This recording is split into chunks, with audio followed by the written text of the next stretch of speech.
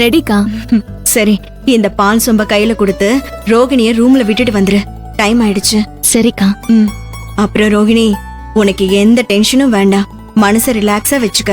ஹாப்பியா இரு, சரியா? சரி. கூட்டிட்டு போவாதிரே. சரிக்கா.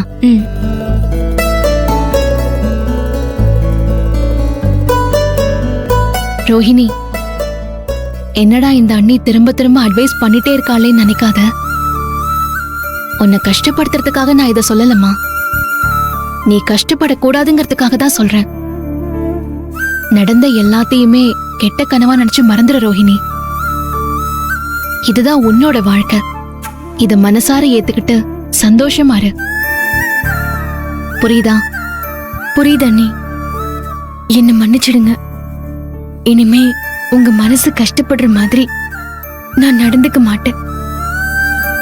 என்ன ஆசீர்வாதம் பண்ணுங்க அண்ணி. ஏய் ரோஹிணி, ரோஹிணி, எதுக்கு இதெல்லாம்? ஏன் ஆசீர்வாதமோ உங்க அண்ணனோட ஆசீர்வாதமோ எப்பவும் உனக்கு உண்டு. உங்க ஆசீர்வாதம் உண்டுன்னு தெரியும்.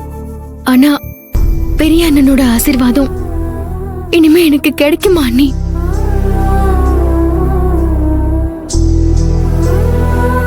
அண்ணி, அண்ணனுக்கு நான் ரொம்ப பெரிய கஷ்டத்தையும் அவமானத்தையும் கொடுத்துட்டேனே அண்ணி. என் அண்ணன் எல்லாத்தையும் மறக்குமா, மன்னிக்குமா?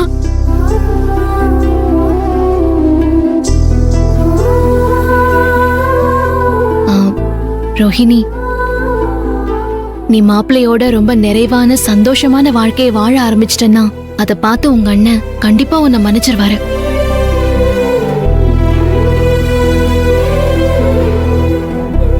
ஆமாக்கா, நம்ம அண்ணனை பத்தி உனக்கு தெரியாதா? சரி ரோஹிணி, வா.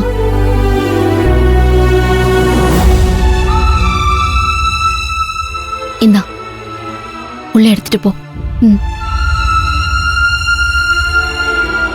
உள்ள போ ரோஹிணி.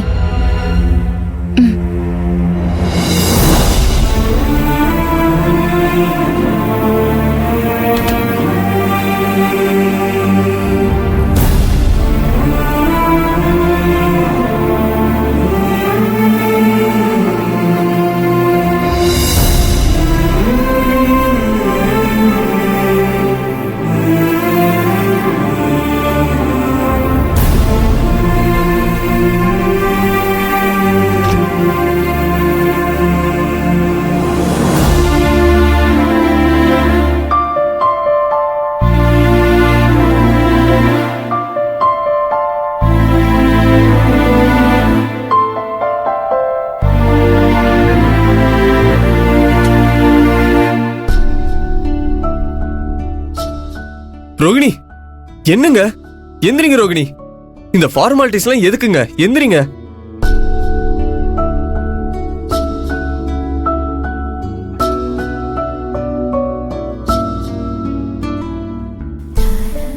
என்ன மன்னிச்சிடுங்க.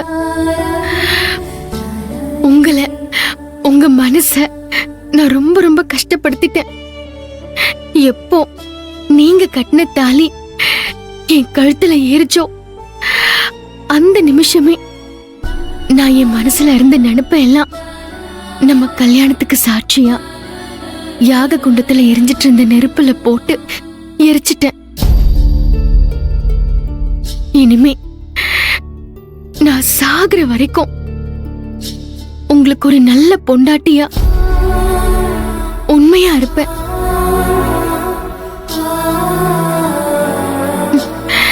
என்ன மன்னிப்பீங்களா? ஏங்க, எதுக்கு மன்னிப்பு அது இதுன்னு பெரிய பெரிய வார்த்தையெல்லாம் பேசிட்டு இருக்கீங்க ரோகிணி? இந்த காலத்துல யாரும் காதலிக்காத, மனசுக்குள்ள நினைக்காத ஒரு பொண்ண கல்யாணம் பண்ணணும்னு நினைச்சா வாழ்க்கை பூரா கல்யாணம் பண்ணாம பிரம்மச்சாரியா தான் இருக்கணும். நம்மளோட கடந்த காலத்தை மறந்துட்டு நம்ம எதிர்காலத்தை பத்தி யோசிப்போம். நம்மளோட இந்த கல்யாணம் பல பேருக்கு நிம்மதியும் சந்தோஷத்தையும் கொடுத்துருக்கு. நமக்கும் அதே நிம்மதியும் சந்தோஷமும் கிடைக்கணும்னா இனிமே அது நம்ம வாழப்போற வாழ்க்கையில தான் கிடைக்கும். நம்ம முதல்ல ஒருத்தர் புரிஞ்சுக்கலாம். அதுக்கப்புறமா இதையெல்லாம் பார்த்துக்கலாம். ஏங்க தப்பா எடுத்துக்காதீங்க, நானும் ஒரு சாதாரண சராசரி மனுஷன்தான். ரோகிணி, எனக்கு கொஞ்சம் டைம் கொடுங்க, அதுக்கப்புறமா நமக்குள்ள இதெல்லாம் ஆரம்பமாகட்டும். நீங்க என்ன சொல்றீங்க ரோகிணி?